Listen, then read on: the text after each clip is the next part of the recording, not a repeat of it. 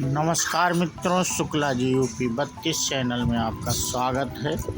मित्रों, आज हम बात करेंगे अभिमान कैसे विनाश कर देता है। जानिए देवराज इंद्र और दुर्वासा ऋषि की यह कथा से। मित्रों, आज हम इस पे वीडियो बना रहे हैं और बिना देरी के अपना वीडियो हम शुरू भी करते हैं। देवराज इंद्र ने भले ही त्रिदेव ब्रह्मा विष्णु महेश के कारण विजय पाई थी, लेकिन विजय का अभिमान ऐसा हो गया कि वह सोच बैठे थे कि अब कोई आक्रमण नहीं होगा। देवगुरु बृहस्पति की चिंता भी यही थी। वह भविष्य की आशंका से कम चिंतित थे, लेकिन वर्तमान में संकट यह था कि राग रंग में डूबे देवराज ने युद्ध के बाद से ग्रहमंडल की बैठक ही नहीं की थी। दैत्यों दानों से 1000 वर्षों तक चले युद्ध के बाद देवराज इंद्र ने उन पर विजय पाई थी। इस विजय के बाद देवताओं में उत्साह था और दानवों को पाताल लोक की किसी गहराई में जाकर छिपना पड़ा था। इस युद्ध में भले ही श्री हरि महत्वपूर्ण भूमिका निभाई थी, लेकिन देवता भूल चुके थे। स्वर्ग में सिर्फ राग रंग ही जमने लगा था। उनके तो पैर जमीन पर ही नहीं पड़ते थे। उनके अधिपति इंद्र तो राग रंग में ऐसे डूबे थे कि अब उन्हें पता ही नहीं था कि संसार के लिए भी उनका कुछ दायित्व है। देवताओं की रसमंडली में बैठकर वह केवल मेनका उर्वशी और अन्य अप्सराओं का नृत्य ही देखते रहते थे। गंधर्व उनके लिए दिन रात नई नई राग बजाते रहते थे और स्वर्ग में वरुण की तो नदी बहने लगी थी। देवराज भूल बैठे थे अपना कर्तव्य। देवराज इंद्र ने भले ही त्रिदेवों ब्रह्मा विष्णु महेश और विजय अभिमान ऐसा हो गया कि वो सोच बैठे थे कि अब कोई आक्रमण ही होगा। देवगुरु बृहस्पति की चिंता भी यही थी। इंद्र ने टाली बृहस्पति की बात। सप्तऋषियों ने इसके लिए चिंता जताई तो देवगुरु इंद्र को समझाने गए, लेकिन इंद्र ने उनकी बात की अनसुनी कर दी थी और कहा कि अब स्वर्ग को किस तरह का भय है। देवगुरु बृहस्पति समझ गए कि देवराज के कान अभी अभिमान से बंद हैं, लेकिन ग्रहमंडल की बैठक न होने से विधान रुक सकता था। इस चिंता को दूर करने ही देवराज इंद्र से बैठक बुलाने का अनुरोध करने ही ऋषि दुर्वासा सप्तऋषियों के प्रतिनिधि बनकर देवलोक की ओर बढ़े।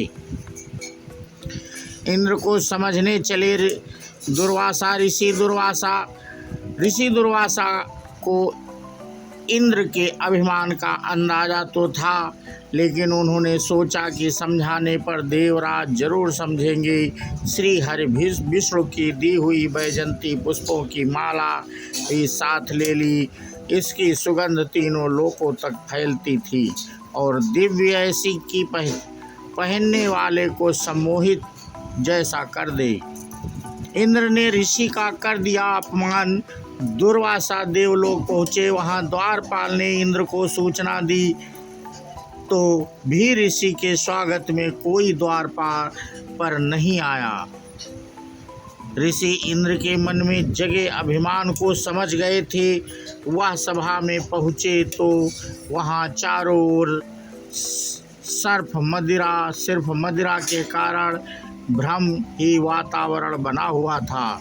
देवराज ने दुर्वासा ऋषि को औपचारिकता से प्रणाम ही किया, लेकिन अपने स्थान से नहीं उठे। फिर भी ऋषि ने आशीष में हाथ उठाया और अपनी पुष्पमाला भेंट स्वरूप दे दी। इंद्र ने दुर्वासा का भी सम्मान नहीं किया। इंद्र मुस्कुराए, उसे महकते हुए कहा, क्या ऋषिवर को यह सुगंध की कुछ कमी लगी? ऐसा कहकर इंद्र ने अभिमान में पुष्पमाला को ऐरावत के गले में डाल दिया। ऐरावत ने उसे गले से उतार कर अपने पैरों तले रौंद डाला। अपनी भेंट का अपमान देखकर महर्षि दुर्वासा को बहुत क्रोध आया। उन्होंने इंद्र को लक्ष्मीहीन होने का श्राप दिया। जिस युद्ध के बाद इंद्र खुद को वैभव संपन्न और बलशाली समझने लगे, वह सारा वैभव समुद्र में समा गया। ऋषि दुर्वासा ने दिया इंद्र को श्राप। महर्षि दुर्वासा के श्राप के प्रभाव से लक्ष्मीहीन इंद्र दैत्यों के राजा बलि से युद्ध में हार गए। इसके साथ ही संसार से भी लक्ष्मी समेत सारे वैभव और औषध लुप्त हो गईं। राजा बलि ने तीनों लोकों पर अपना अधिकार कर लिया। इंद्र और देवताओं की दुर्गत हो गई। एक अभिमान ने उन्हें राजा से रंक बना दिया।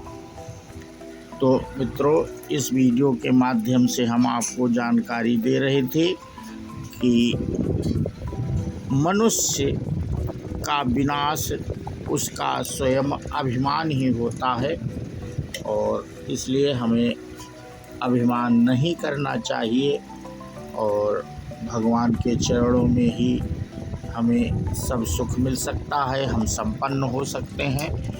और इसी के साथ हम अपना वीडियो समाप्त करते हैं। और ये आपको वीडियो कैसा लगा मित्रों, कमेंट करके हमें अवश्य बताएं।